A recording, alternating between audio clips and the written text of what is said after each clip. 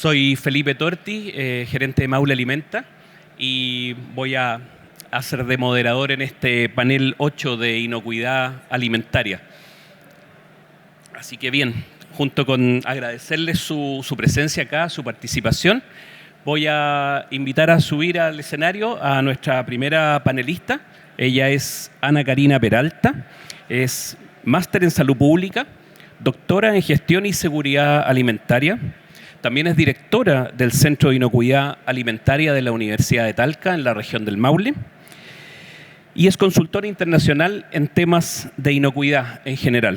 También es, por supuesto, socia de Amagro. Así que le damos la bienvenida a Ana Karina, quien nos va a hacer una presentación respecto a los desafíos y oportunidades de la inocuidad agroalimentaria. Adelante, Ana Karina. Gracias.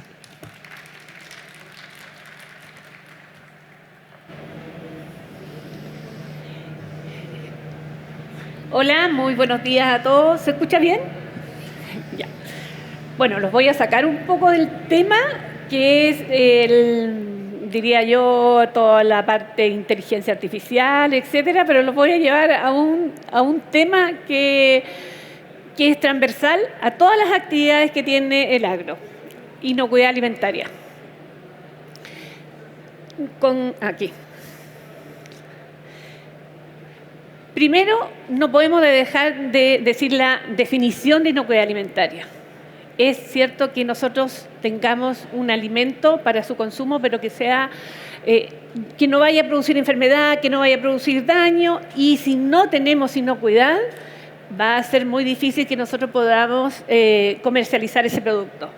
Y eso es una de las cosas principales que debemos tener presente. Podemos tener innovaciones, podemos tener productos alimentarios nuevos, muchas cosas, pero si no tengo inocuidad, es imposible que nosotros vayamos a poder poner en el mercado un producto alimentario. Y lo otro que es importante, que lo diferenciemos de calidad, porque muchas veces lo vamos confundiendo. Calidad va a ser la satisfacción que va a tener, ¿cierto?, el cliente o el consumidor. Puede decir, esta manzana está exquisita y queda muy conforme, pero esa está contaminada por microorganismos o está con plaguicida, y eso él no lo va a saber, pero él quedó satisfecho. Entonces la inocuidad para nosotros es más difícil de detectar a nivel de consumidor. Por eso es que existen todos estos programas de aseguramiento de calidad. Nosotros podemos ver una manzana podrida, podemos ver una fruta, un tomate, lo que sea, que está en mal estado, pero que no esté inocuo, eso va a ser muy difícil que lo veamos. ¿De quién es la responsabilidad de la inocuidad? De todos. Y ahí es donde a veces nos caemos, porque creemos que es responsabilidad, por ejemplo, del que me vende, no del que produce, o el consumidor. Muchas veces es una complicación para el consumidor, porque él cree que todo es bueno. Al ser rico, no entiende que hay reglas y hay requisitos que deben tener para poder consumir un alimento sano. Entonces, ¿qué tenemos nosotros? Si existen los peligros en la inocuidad alimentaria, si no existieran los peligros, nosotros no tendríamos sistemas de aseguramiento de calidad, que son las exigencias que tenemos en los mercados. Tenemos peligros químicos, microbiológicos y peligros físicos. Los físicos, más fácil, lo podemos ver, son extraños, cuerpos extraños, ¿cierto? Lo podemos ver si hay un tornillito, si hay un hilo, más de alguien se habrá comido un pan que tiene un pedazo de lona o cosas así. Pero no vamos a ver la contaminación química. Esto, si no tenemos un microscopio, tampoco va a ser fácil de ver, o una lupa, un peligro físico, por ejemplo, una lata de conserva. O podemos ver una mosca, que es un peligro físico, dependiendo dónde se haya parado antes. Si se paró en una parte sucia, no tenemos ninguna posibilidad de que sea solamente físico, va a ser también microbiológico. Y lo microbiológico lo vamos a ver ya cuando está en los estados más altos de contaminación. Pero antes no lo vamos a poder detectar generalmente. Entonces, ¿qué tenemos que hacer? Para un mercado exigente, no solamente externo, La única manera que tenemos nosotros, ¿cierto?, ante esta globalización que tenemos nosotros de intercambio de productos, es que nuestros productos finales, mayor calidad, que sean más competitivos y mayor contenido tecnológico, como todo lo que hemos estado viendo en esta feria, que lo encuentro pero excelente. Pero si no tiene inocuidad, no vamos a llegar tampoco a un mercado. ¿Por qué?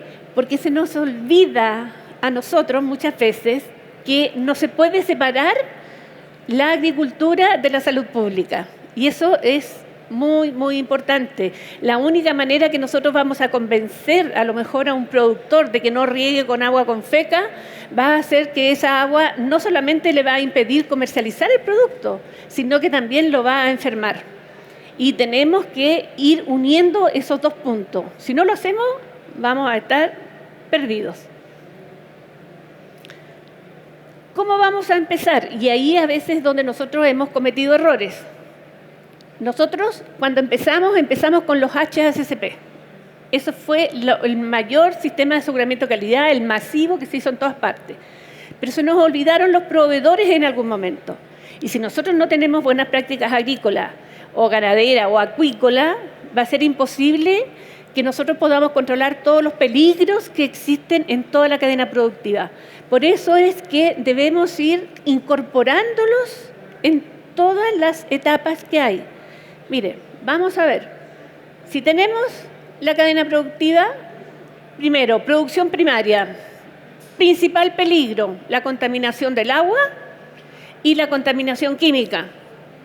Eso van a ser los mayores controles. Si no tenemos esos controles, en esa etapa, cuando llegue al procesamiento, va a tener, aparte de tener un costo mayor o tener un producto rechazado en el futuro, nosotros vamos a tener que controlarlo. Se está llegando a eso. Se trabaja mucho con la cantidad de agua, pero no con la calidad del agua. Incluso hay programas que hay de subsidio, por ejemplo, para riego, pero no incluyen la calidad. Entonces, debemos incorporar ese concepto de dónde están sacando el agua para poder asegurar esta producción. Después, en el procesamiento, ¿qué vamos a tener en el procesamiento? El peligro a lo mejor ya no va a ser la contaminación del agua y lo químico, van a ser las instalaciones. Entonces ahí ya tendremos que incorporar normativas de buenas prácticas de manufactura, de HACCP, pero tengo que incorporar sistemas de aseguramiento de calidad y empiezo a privilegiar cuál es el peligro.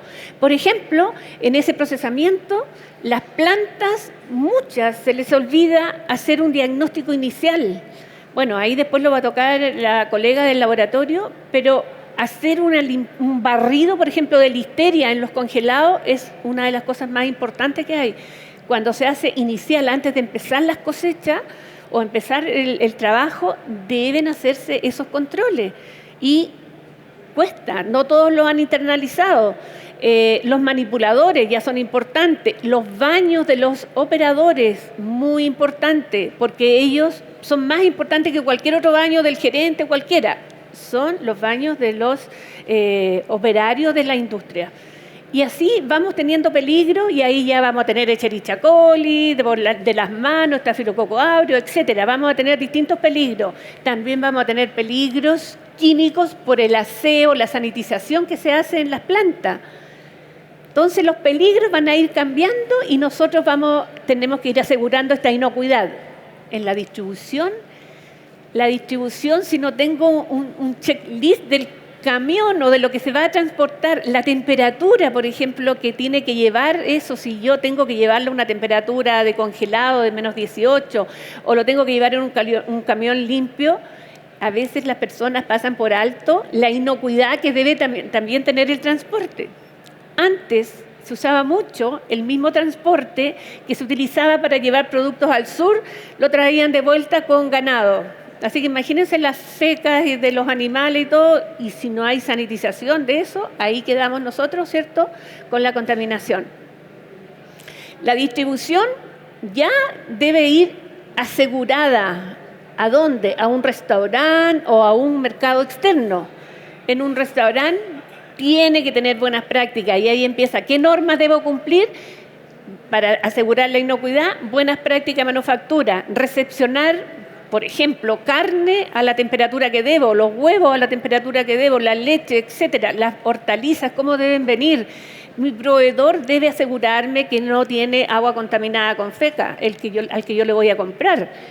Y ese restaurante, si no se asegura, también empezamos a perder la inocuidad nosotros.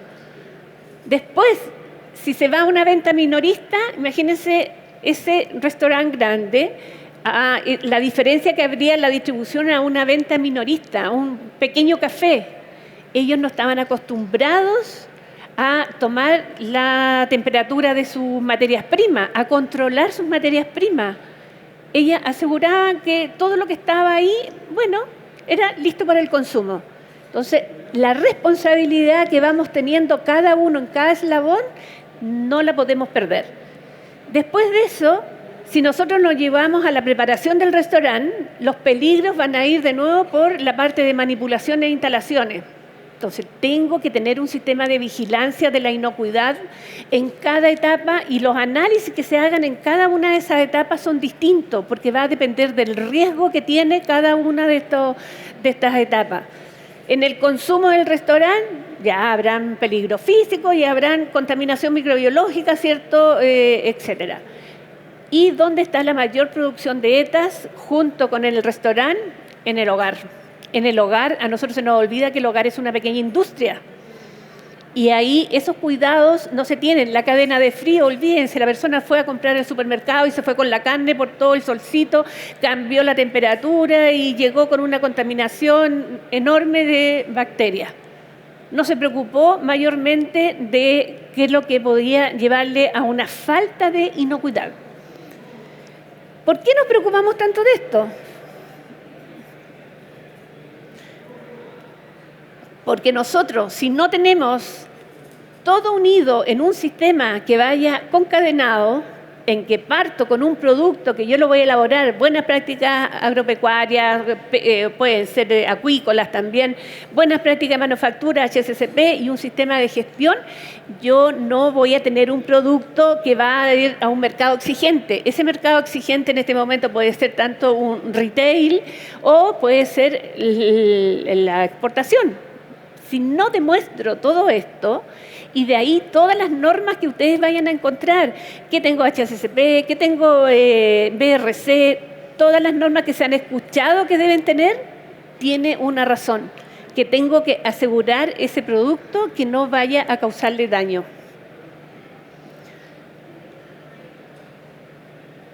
¿Por qué es tan importante?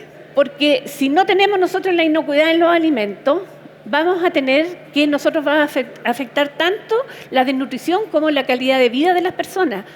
A nosotros nos va a afectar más a los pequeños, a los ancianos, etcétera. Pero miren, se estima 600 millones de personas se enferman en el mundo por una ETA, enfermedad transmitida por los alimentos, más que el COVID.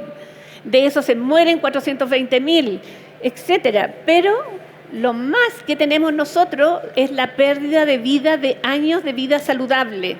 Vivimos hasta los 80, 85, 90, pero con cáncer, con enfermedades a lo mejor que son secuelas de ETA, artritis reumatoidea, glomerulonefritis, etcétera. O sea, hay enfermedades crónicas que nos van a llevar nosotros a perder calidad de vida, de años de vida saludable. 110.000 millones se estima la producción de pérdida por productos no inocuos. Los niños son los que, soportan más la carga porque tienen menos defensa, qué sé yo, pero el 40% más o menos sería de las ETA sería en los niños menores de 5 años. Bueno, esas son las cifras que no se han modernizado, son de la Organización Mundial de la Salud y esto es en las Américas. En las Américas hablamos 1 de cada 10 personas, 33 millones de años de vida saludable y 1/3 de ellos son niños. Miren, si vamos a la próxima, eso es en 77 millones, estamos hablando en la región de América. 95% de las enfermedades diarreicas serían atribuidas a las enfermedades, a las ETA. ¿Por quién? Norovirus, Escherichia coli, Salmonella, Campylobacter, es decir, contaminación que viene en las distintas etapas de la cadena. Entonces, tenemos que preocuparnos de mantener esta inocuidad. Efectos económicos, se estima que a nivel mundial es el elemento más importante de todos los costos de los alimentos. Inocuidad, la pérdida de inocuidad es muy, muy importante. Estamos en un mundo globalizado, así que imagínense un producto, Chile ya ha estado expuesto por norovirus, ha estado por listeria, ha estado expuesto a la pérdida de mercado, las dioxinas, etcétera. ¿Y qué es lo que hace? Daño a la imagen país, impacto en la salud pública, o sea, tenemos pérdida económica por desperdicio de alimentos, baja productividad, etcétera. O sea, las consecuencias, realmente el impacto es muy grande de no tener inocuidad alimentaria. Los sistemas de inocuidad en los países como el nuestro cuesta a veces en el nivel primario sobre todo. ¿Por qué? Porque normalmente el productor es el mismo que va a distribuir sus productos frescos, pero en la industria es distinto. Así que tenemos dos mundos, uno del pequeño productor y otro que es el de las grandes industrias. Ahí un ejemplo de lo que se vio en Europa. ¿Cuáles son los productos que más causan daño, podríamos decir nosotros, o que se detectan en otro país? Los residuos de pesticidas y los microorganismos patógenos. O sea, pesticidas y contaminación fecal viene en el fondo. Eso es lo que tenemos nosotros como principal contaminante. Los consumidores, bueno, como ya estamos en el tiempo, les quiero dejar la definición, y con eso los quiero dejar, la definición de la Organización Mundial de la Salud declaró el Día Mundial de la Salud el 7 de junio, en el 2019. Y esta declaración me parece interesante, que dice que los consumidores de todo el mundo tenemos derecho, ¿cierto?, a esperar que los alimentos que compran y consumen sean seguros y de alta calidad. Los alimentos buenos e inocuos son la base de una dieta nutritiva y salvaguardar el bienestar de los consumidores. Pero hay una cosa muy importante, que la inocuidad de los alimentos también es para que los productores agrícolas, ellos puedan acceder a nuevos mercados y contribuir al desarrollo y reducción de la pobreza. Así que con eso los dejo. Muchas gracias por escucharnos.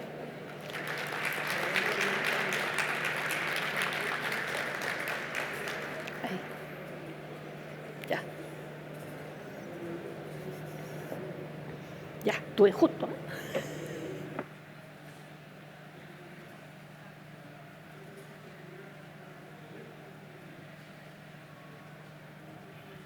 Muchas gracias, Ana Karina, por tu presentación. Y ahora queremos darle paso al siguiente expositor, a Eduardo Elwin.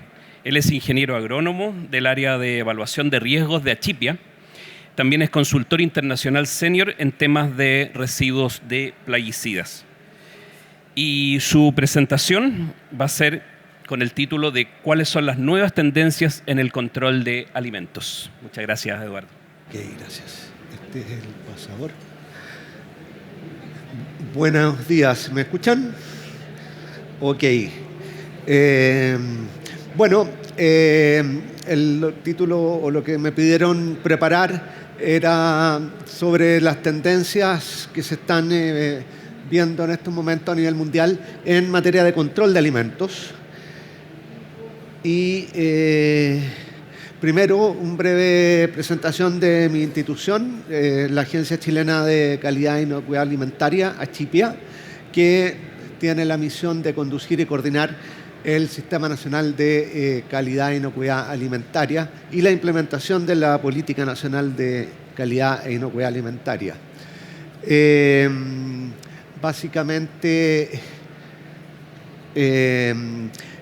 actualmente en esta administración estamos trabajando en estas líneas estratégicas por el periodo hasta el 2025, que tiene que ver con la institucionalización o formalización de la organización, en proponer una política nacional de inocuidad y calidad alimentaria, una nueva versión, y seguir trabajando, ¿no es cierto?, en la coordinación del Sistema Nacional de Inocuidad Alimentaria, esto es, todas las agencias, la industria, la academia, los productores, los consumidores y todos los otros stakeholders, y también con un foco muy grande en el trabajo en regiones a través de las comisiones asesoras regionales. En particular, yo trabajo en el área de evaluación de riesgos de la agencia y básicamente lo que hacemos son estudios, también evaluaciones de riesgo y algún otro tipo de publicaciones. Aquí hay solo algunas de las que hemos estado en estos años liberando. En lo particular, en mi trabajo, hemos hecho una evaluación de la exposición dietaria de los plaguicidas presentes en muestras de lechuga y espinacas, porque nos enfocamos en eso porque los programas de monitoreo muestran que es donde hay mayor incumplimiento con las normas de residuos de plaguicidas. También sobre temas microbiológicos, y también se hizo hace poco, se está trabajando también en metales pesados, y hace poco también se hizo una evaluación de riesgo sobre los edulcorantes en la dieta, y en fondo todos estos documentos están disponibles en la web de Achipia. Bueno, la inocuidad alimentaria, ya nos contó Ana Karina qué es lo que es. Otra manera de decirlo más corta es que es una calidad, una garantía que tiene que tener un alimento de no causar daño a quien lo consume. Ese potencial de daño está dado por la presencia de peligros, que pueden ser agentes biológicos o químicos principalmente, también físicos se mencionó, pero también hay otro tipo de peligros que ya los vamos a mencionar que también pueden ser capaces de provocar daño. Y entonces, por supuesto, esto puede derivar en las famosas ETAs o enfermedades transmitidas por alimentos. Ahora, el tema de la concepción de la inocuidad alimentaria tenemos que enfocarla en base al riesgo. Es decir, todo es peligroso, pero no todo nos va a causar peligro, porque va a depender de cuán expuestos estemos o no a dicho peligro. Por lo tanto, ese es un paradigma bien importante que en los últimos años se ha, sobre todo hace 25 años, el enfoque del análisis de riesgo está imperando en toda la gestión de la inocuidad alimentaria. Y definimos riesgo como la función de la probabilidad del efecto nocivo que un peligro va a provocar en la salud, relacionado, ¿no es cierto?, a cuánto sea la exposición. Y entonces, como les decía, para proteger la salud de los consumidores de estos potenciales peligros de los alimentos, es que se está implementando que la gestión de la inocuidad tiene que estar basada en el marco referencial del análisis de riesgo, que tiene estos tres componentes, que es la evaluación de riesgo, que esos son estudios basados en ciencia, independientes, que tienen que estar validados por revisión por pares, y que lo que hacen es entregar recomendaciones ¿a quién? A los gestores del riesgo. Esos gestores del riesgo, con esa información provista, tienen que tomar decisiones, hacer normas, establecer políticas, y ahí cuentan también ese tipo de factores, porque una recomendación puede decir, miren, no se puede consumir agua por una semana. El gestor de riesgo no va a poder hacer esa recomendación, muy probablemente. Entonces, es el tipo de situaciones que se dan. Y bueno, y la comunicación de riesgo, que se entiende que es un proceso permanente entre todos los stakeholders. Y entonces,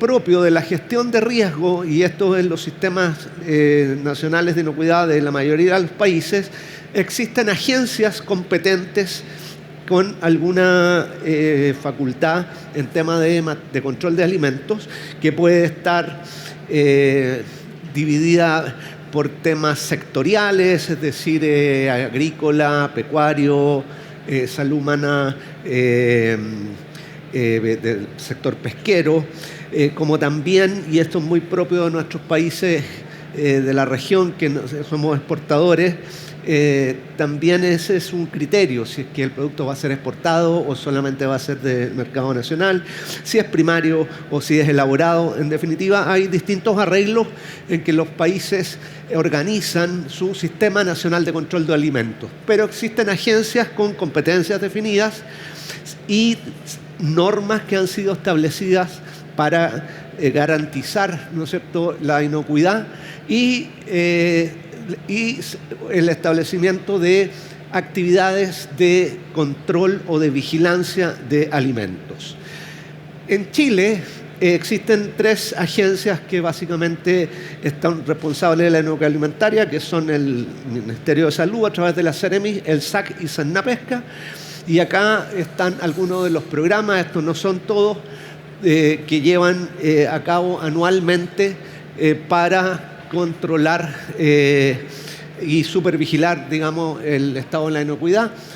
Ahí no los voy a repetir uno por uno. Lo mismo pasa con el control de la actividad del SAC.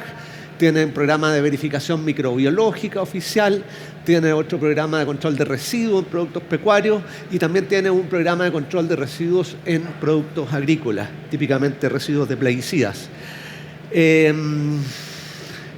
Y Sernapesca tiene dentro del programa de aseguramiento de calidad un programa de control de residuos en productos farmacéuticos, sustancias prohibidas y contaminantes, entre otros programas que tiene Sernapesca. En fin, en la Chipia tenemos una herramienta que está cumpliendo 10 años por estos días, que es la Red de Información y Alertas Alimentarias RIAL, en la cual registramos lo que nosotros denominamos notificaciones, que son situaciones en las cuales se ha detectado peligro en un alimento chileno, ya sea en el mercado nacional o de exportación, que no está cumpliendo con una determinada norma, ya sea en el país de destino o en Chile. Y este es como un resumen, grandes números de 10 años. Hemos tenido 2.246 notificaciones, de las cuales abajo, por tipo de peligro, 1.784 han correspondido a peligros químicos y muy abajo 260 en peligros biológicos, 112 en peligro físico, y yo les hablé antes que tenemos que considerar, y ya lo vamos a ver más adelante, otro tipo de peligro que son bastante menos notificaciones. Bueno, también las clasificamos por tipo de notificación, si es que es alerta, si son rechazos o son notificaciones de información. La alerta es cuando hay un peligro que representa un riesgo y el alimento está disponible para el consumidor, por lo tanto hay que adoptar medidas inmediatas. La notificación de información puede ser la misma situación que podría notificar una alerta, pero que cuando ya se sabe, el producto ya no está disponible para el productor, porque entonces se clasifica solamente como información. Bueno, en cuanto al origen de las notificaciones, más o menos 2/3 corresponden al exterior y 1/3 a Chile.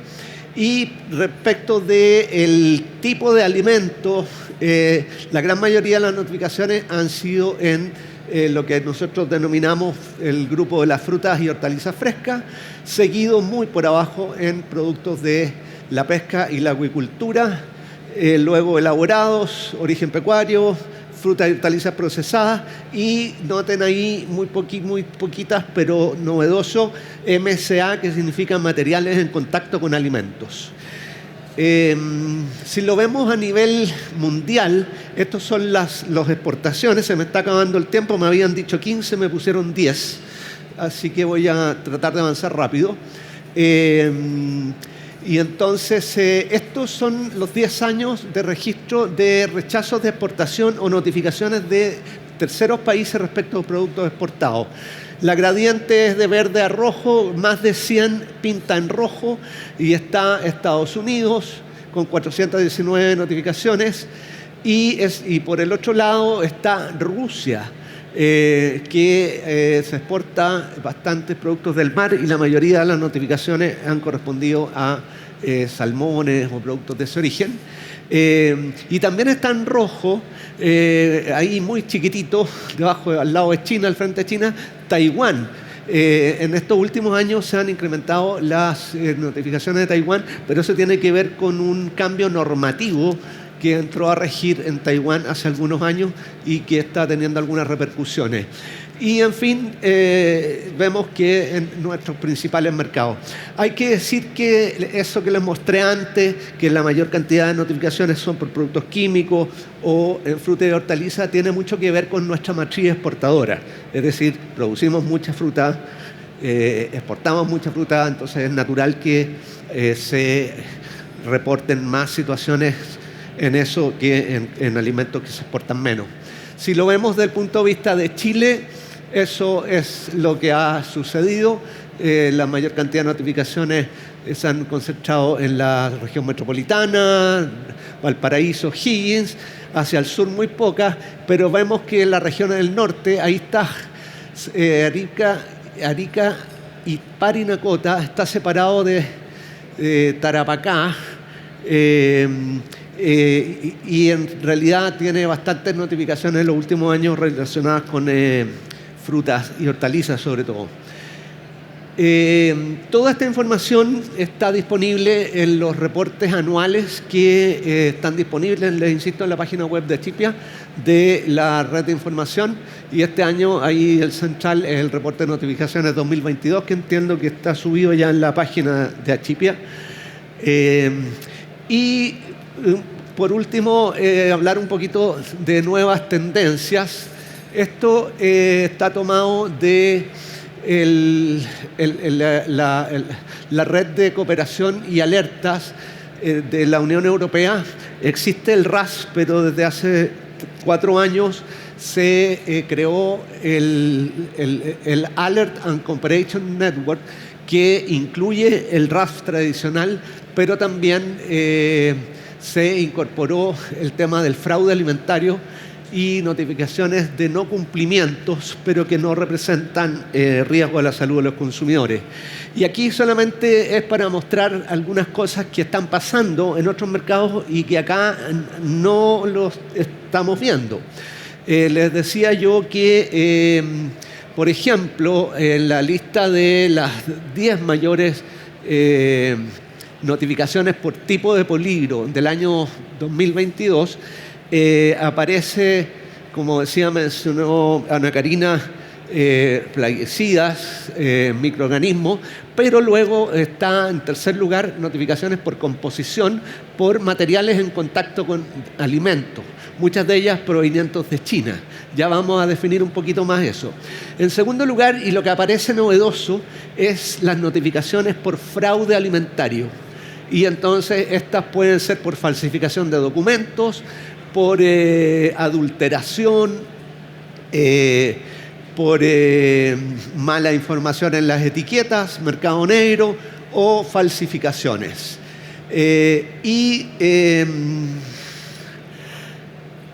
Y abajo eso no tiene mayor importancia, que son las notificaciones por no cumplimiento. Aquí un foco en este concepto un poco nuevo para algunos, los materiales en contacto con alimentos. Esto tiene que ver no con peligros que estén presentes en el alimento propiamente tal, sino que están potencialmente pueden ser adquiridos a través de migración de sustancias desde el contenedor, desde el envase hacia el alimento. Y entonces en el año 2022 en Europa se registraron más de 200 notificaciones, de las cuales muchas tienen que ver con migración de una variedad de sustancias, la mayoría por aminas aromáticas, seguido por formaldehído, plomo. Y también en el caso de Europa no está autorizado el uso de contenedores de bambú para contener alimentos. Entonces, este es un ejemplo de un sistema de control de alimentos muy robusto, como es el europeo, que de algún modo va marcando el camino y hacia dónde vamos avanzando. Bueno, y por último, las notificaciones de fraude alimentario. Básicamente ahí la línea de arriba, la mayor cantidad de notificaciones han tenido que ver con productos, con miel, básicamente. De modo que son estos dos últimos conceptos, pienso yo que son los que debemos ir teniendo en cuenta para el futuro acá en Chile. Y gracias por su atención.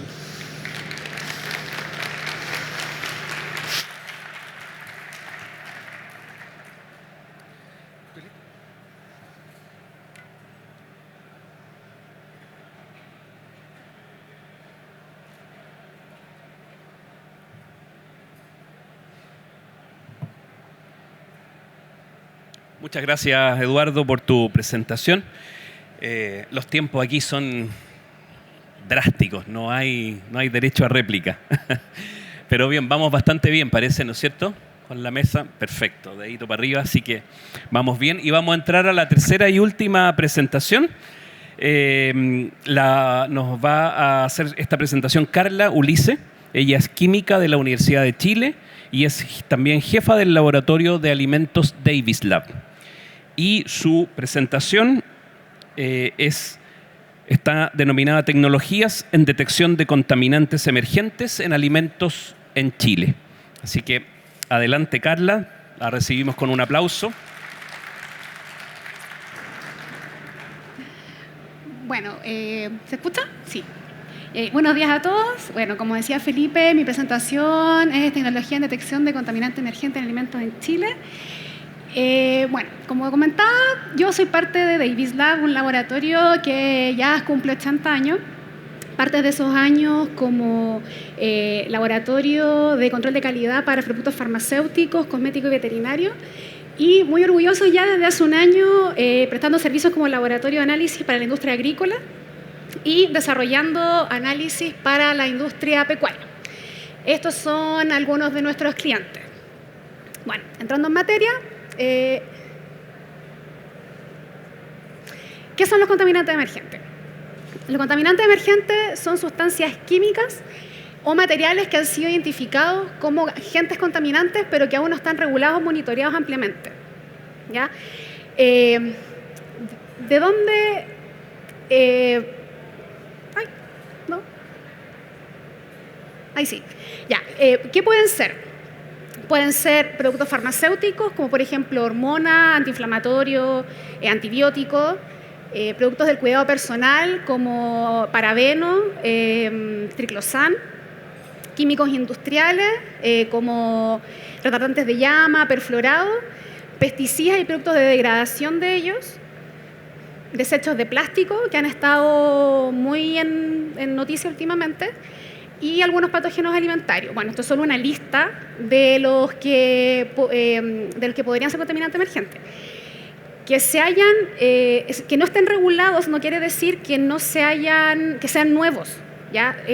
O que hayan sido recientemente creados, solo que recientemente han sido detectados debido a los avances en la tecnología de detección y en las investigaciones. Bueno, ¿de dónde pueden provenir?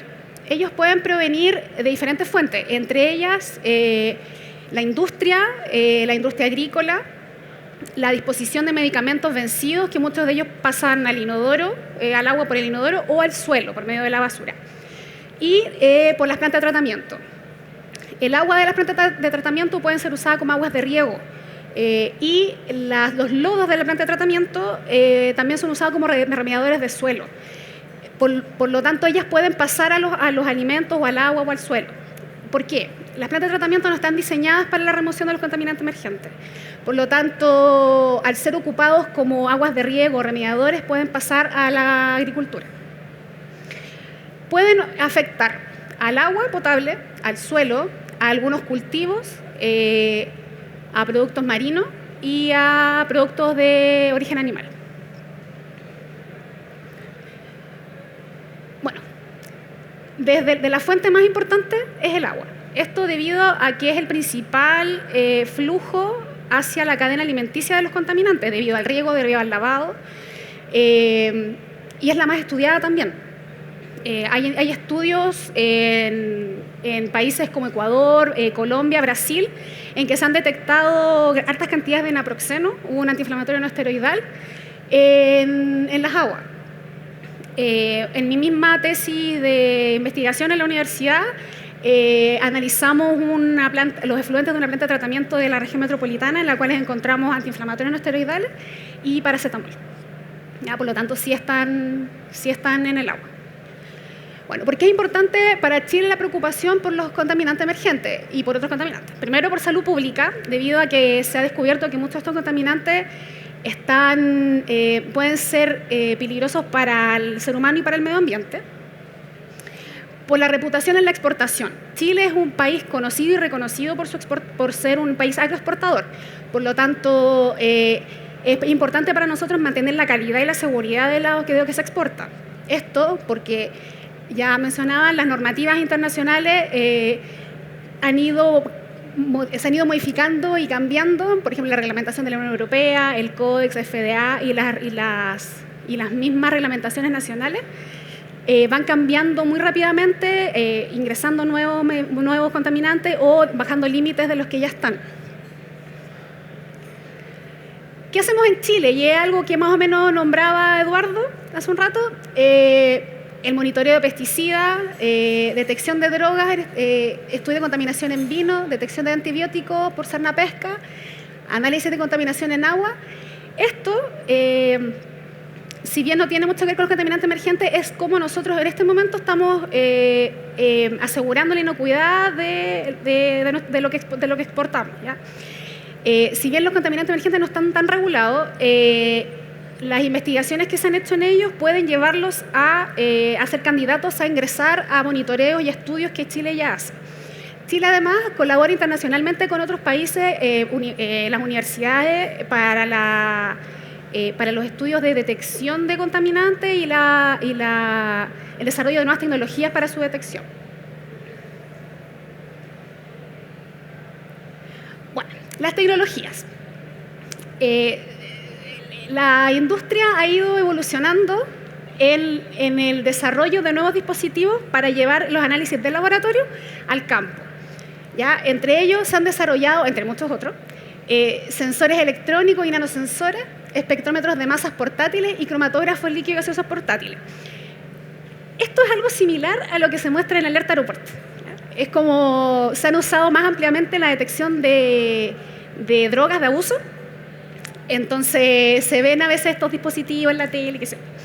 Pero su uso puede llegar desde eso, desde detección de drogas, hasta contaminantes nuevos, depende del uso que uno les pueda dar. ¿Ya? El problema, bueno, primero lo bueno, son altamente sensibles, resultados rápidos, compactos, livianos y tienen una variedad de aplicaciones. El problema que tienen es que son poco específicos y precisos. ¿Ya? Sirven para análisis rápidos, en el campo, decisiones rápidas. Sin embargo, no sustituyen el análisis de los laboratorios. ¿Ya? Nosotros en el laboratorio utilizamos espectrómetros de masas de alta resolución, técnicas de microextracción para poder concentrar el analito en la muestra y así bajar mucho más los límites. Los cromatógrafos líquidos acoplados a espectrometría de masa y gaseosos, estos son los más ampliamente usados por los laboratorios. Estos equipos pueden llegar a límites muy bajos de detección.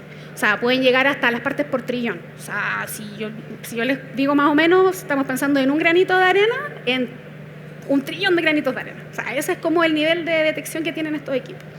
Por lo tanto, no son comparables a los que se ocupan en campo.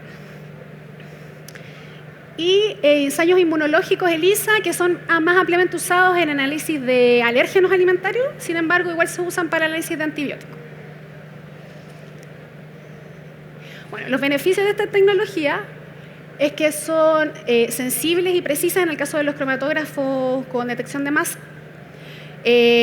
Son rápidos, en el caso, por ejemplo, de los test de ELISA, son muy rápidos. Capacidad de análisis multianalito, específicamente pensado en análisis de pesticidas y plaguicidas, en las cuales podemos leer 500 o más análisis simultáneamente. Reducción de consumibles para el caso de la microextracción, en la cual se disminuye mucho lo que es la eliminación de solventes, por lo cual disminuimos mucho lo que es los desechos. Automatización, flexibilidad en la que podemos analizar de diferentes matrices, desde el agua hasta matrices más complejas como son las carnes de salmón o las mieles. Y la adaptabilidad a las normas internacionales, ya que, como dije, estas van cambiando y disminuyendo los límites a medida que se van haciendo más estudios. ¿Cuáles son los desafíos en los análisis de contaminantes? Bueno, la diversidad y complejidad de los contaminantes. ¿Ya? Esto pueden ser desde analitos muy acuosos hasta muy liposolubles, por lo tanto sus comportamientos químicos son muy diferentes. Niveles bajos, ¿ya? Como les nombré, podemos llegar hasta las PPT en algunos analitos, entonces para eso necesitamos equipos muy sensibles. Nos faltan estándares de referencia. Si sale un nuevo contaminante o algo que se descubrió recién, no va a haber un estándar con el cual nosotros podemos comparar o cuantificar ese contaminante. Variabilidad en las matrices, ya desde agua hasta todo. Falta de regulación y armonización. Ya todos los países para algunos contaminantes tienen diferentes regulaciones, diferentes límites, ya por lo tanto hay que mantenerse bien actualizado con eso. Falta de límites máximos y los costos en las tecnologías que para los laboratorios son súper altos. ¿Ya? Los equipos de cromatógrafos de alta resolución son bastante costosos. Bueno, y en conclusión, es esencial la colaboración entre los diferentes actores, laboratorio, gobierno, la industria, todo, para mantener la inocuidad y la investigación contra estos contaminantes. Y además, es importante la retroalimentación entre la industria y los laboratorios como nosotros para mantenernos al día y poder cumplir con las exigencias que cumple el mercado con respecto a los límites de detección. Eso. Muchas gracias.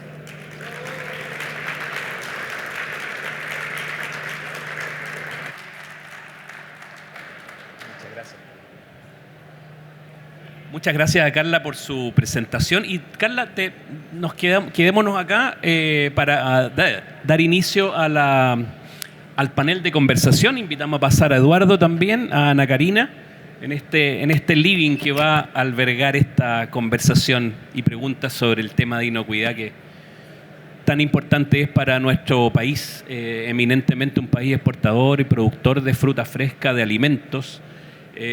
Como gerente de Maule Alimenta en nuestra región del Maule, gran productora de alimentos y de fruta fresca también, siempre vemos a las empresas, tanto las grandes y las establecidas ya, como a las nuevas y emprendedores, cómo se van enfrentando a este desafío de la inocuidad como algo muy importante y cada vez más exigente, y que es también una ventaja al nivel que hemos llegado de inocuidad, que nos puede significar también una ventaja comparativa con nuestros competidores en los mercados internacionales, ¿no es cierto?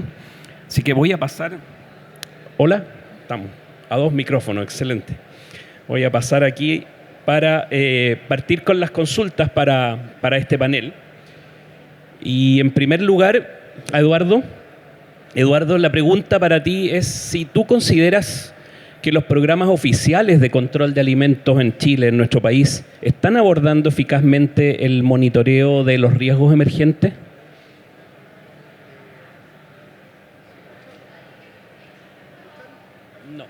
No se escucha.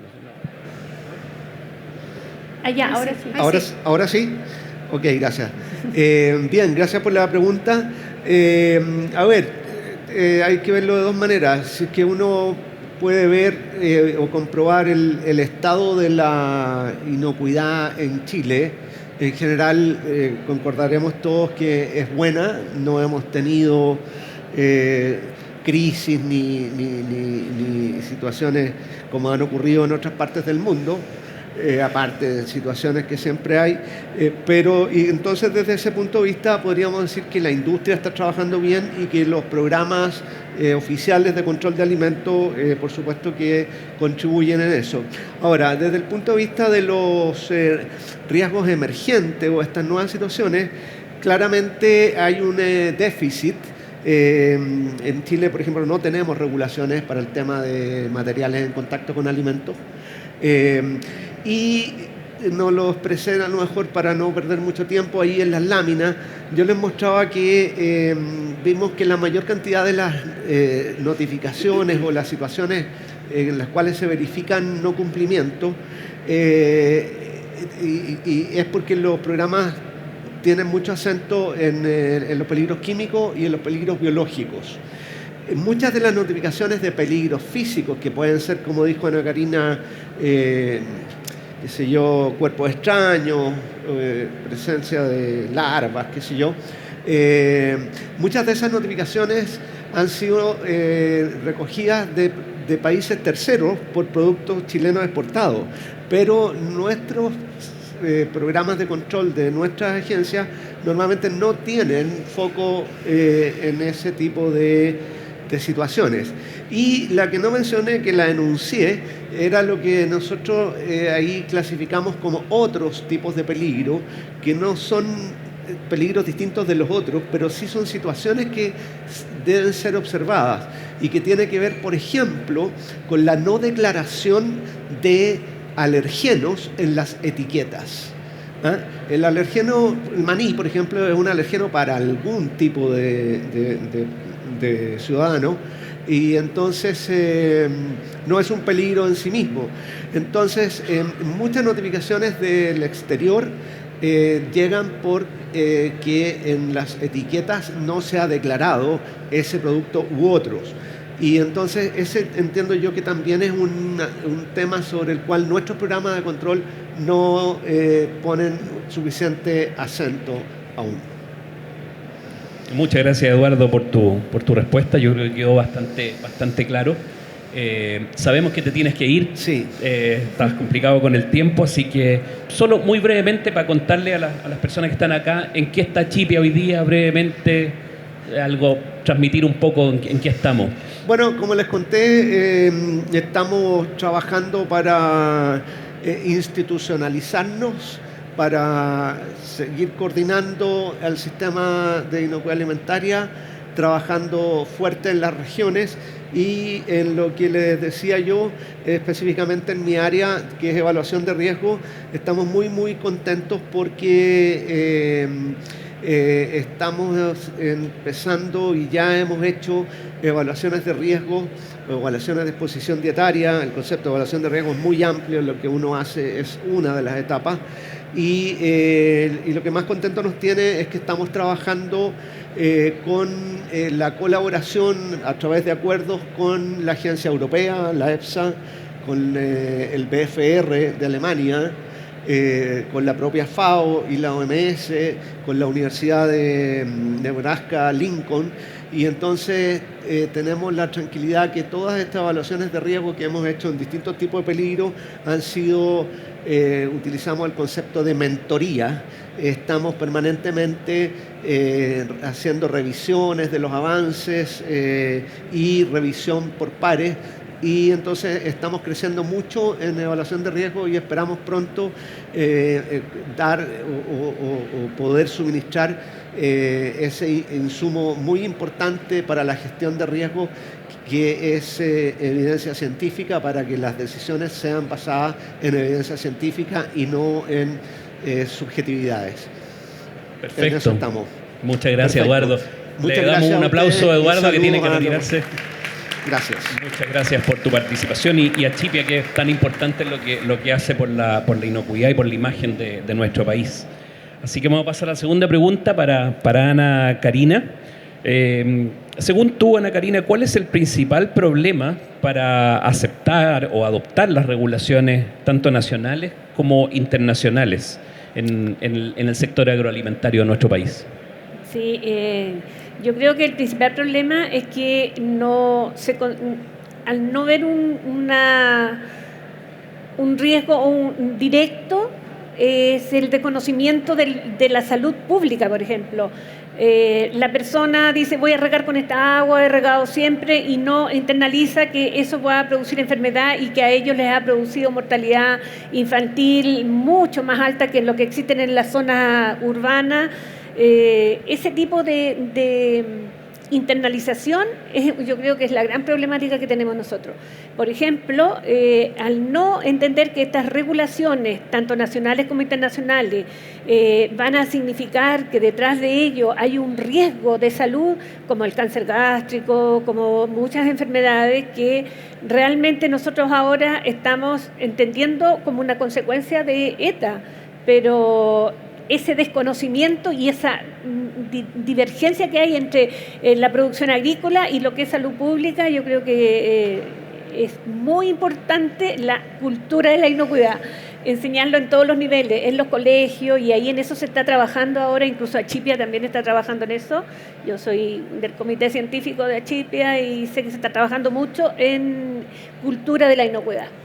Que es que todos los consumidores somos los peores. Bueno, yo algo por lo menos como con el conocimiento, pero en general el consumidor, sabiendo todo, llega, sale a la calle y se come un producto que le entrega a alguien con las manos sucias, que le entrega, compra una cosa que no está refrigerada, un sushi, no sé, cualquier cosa.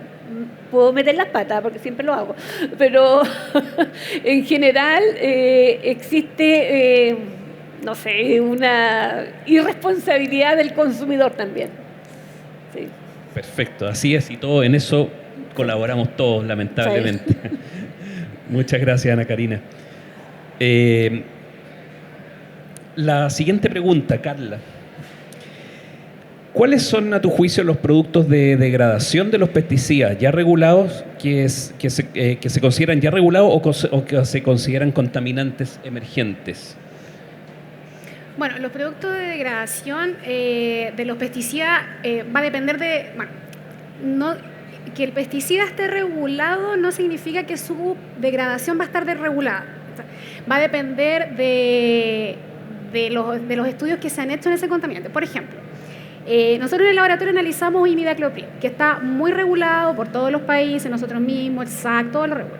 Sin embargo, el imidacloprid tiene metabolitos y productos de degradación que son igual usados como insecticida, que se sabe que provienen del imidacloprid y no están regulados.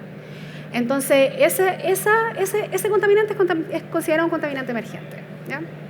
Por otro lado, el ampliamente conocido, que son los DDT, el DDT, que tiene productos de degradación que son el DD y el DDD y el DDE, esos están regulados también. Entonces, va a depender de los estudios que se le hagan al contaminante para decir si es contaminante emergente o no. O sea, no porque el que de donde viene esté regulado quiere decir que el emergente va a estar regulado. O sea, que el producto de degradación va a estar regulado. Ahí hay dos ejemplos. ¿Y cuándo un contaminante emergente ya deja de ser emergente? Bueno, tiene que pasar por hartos pasos. Primero tiene que estudiarse y demostrarse de que el contaminante es dañino para la salud pública o para el medio ambiente. Hay estudios de bioacumulación, de toxicidad y de persistencia del contaminante. Después hay pasos de desarrollar tecnologías de detección y de remediación de la contaminación. Después el control, que haya control, pero no solo basta el control en un solo país o dos países, tiene que haber un control amplio en diferentes regulaciones y además del control, el monitoreo. O sea, no sacamos nada de darle un control o decirle a este contaminante le vamos a dar un límite si eso no se controla, si eso no se monitorea. Como lo que hace el SAC, por ejemplo, con los pesticidas. Eso se monitorea para la exportación, se monitorea aquí, se monitorea en el país de destino, pero hay muchos contaminantes que sí tienen una regulación que no está siendo monitoreada. Entonces, aunque esté regulado, tiene que pasar varios pasos para que pase a ser un contaminante regulado. Y también hay que concientizar a la población de que ese contaminante puede hacer daño, puede pasar esto, puede pasar esto. Perfecto. No sé si tenemos espacio para una última pregunta. Sí, perfecto. Así que para Ana Karina, ¿cómo podemos internalizar como empresas, digamos, el concepto de inocuidad en toda la cadena agroalimentaria? Yo creo que hay que ir... Gran pregunta. Sí. Gran pregunta. Hay que ir internalizando en cada eslabón de la cadena. El primer eslabón de la cadena es la producción primaria. Si nosotros no hacemos que el productor primario conozca la realidad de lo que significa su producción y cómo puede afectarse él y la misma población a la que está suscrito, va a costar mucho. Y después tenemos que ir viendo cómo las personas internalizan la importancia, por ejemplo, en la transformación, que es lo que algo tan simple como lavarse las manos o evitar la contaminación cruzada, qué llevo en las manos, cómo vigilo, Y la única manera es, yo diría, enseñando cultura y mezclándolo con los índices de salud pública. Yo les puedo contar, por ejemplo, que en una región, en una comuna de la 7ª región, decían, pero ¿qué importancia tiene el agua? Miren, la mortalidad infantil era 20 por cada 1000 nacidos vivos y en la ciudad era 8. O sea, ahí los niños son los que más se afectan por las condiciones ambientales. O tenemos la tasa en este momento, las enfermedades renales en el sector rural han aumentado los asientos de diálisis que le hacen, pero los enfermos renales han aumentado mucho y ahí hay distintos factores químicos, factores microbiológicos que han dejado también su secuela. Pero eso no se analiza, no hay como una relación que se hace. Yo creo que en la medida que sí se hagan más conferencias, que se involucre también al consumidor, vamos a ir mejorando. Cultura de la inocuidad, entonces, eso es lo importante, a todo nivel, cultura de la inocuidad. Bien, para cerrar brevemente nomás, Carla, ¿alguna recomendación a las empresas del sector agroalimentario en relación a su vinculación con los laboratorios de análisis? ¿Qué cosas pueden mejorar? No, como comenté al final, la retroalimentación en las regulaciones, que es lo más importante y lo que más complejiza un poco nuestro trabajo en el laboratorio, ya que estas van cambiando regularmente. Entonces, la retroalimentación entre los mismos exportadores, la industria y nosotros mismos, que igual tenemos que mantenernos informados con respecto a eso, es súper importante para cumplir nosotros con lo que ellos necesitan, ¿sí?, para esos diferentes mercados. Perfecto, muchas gracias. Damos por finalizado entonces este panel conversatorio. Muchas gracias a ustedes por escucharnos y damos paso a las siguientes charlas.